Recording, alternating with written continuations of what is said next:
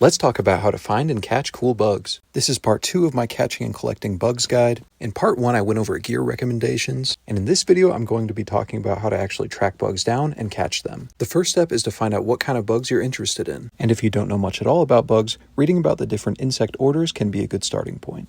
The next step is deciding where to look for bugs. It's best to get away from the cities and neighborhoods and go to a green space, and generally areas with more plants are better. Before you go, be aware of the legality of collecting in your area. National parks and state parks are definitely off limits. Collecting in city parks and national forests is generally allowed though, as long as you are only collecting for a personal collection and not for commercial purposes. But always research beforehand and never collect endangered or threatened species. You can also always collect in your own yard or on someone else's property if you have their permission. iNaturalist is a great database to use when looking for bugs. You can search up any kind of bug that you're interested in, and it will show where on the map people have seen them. You can check individual observations for what kind of bug was found and what time of year it was found. It's not a guarantee that you'll find that bug there, but it can give you a general idea of where to look. You can also learn about bug host-plant relationships and use that knowledge to help you find bugs. If you're wanting to see monarchs, iNaturalist will show you where people have spotted milkweed, and where there's milkweed, there's probably monarchs.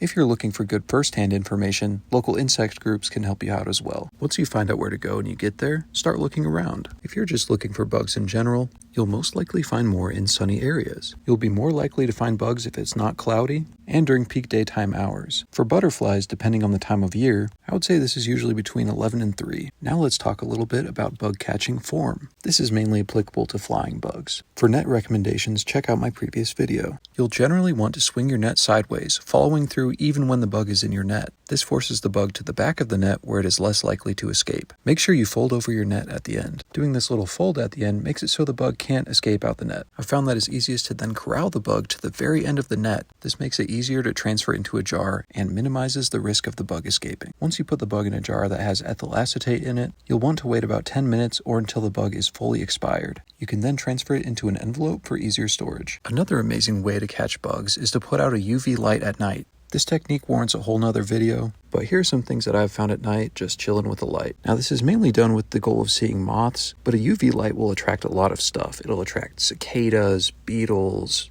random bugs. It's really fun and I would highly recommend it, but I'll save more details for a future video. I just wanted to add in a little bit of bug philosophy at the end here. No one is making you collect a bug. If you want to let it go, let it go. I hope all of these tips are equally useful for just going out and observing bugs. I know looking for bugs has taken me to incredible places, and I hope the same for you. Thanks for watching. I'm trying to build a community of bug enthusiasts, so make sure you like and follow for the next video. Part 3 will be all about rehydrating bugs, pinning them, and how to store them. I hope you found this video useful. Please comment if you have any questions. Thanks!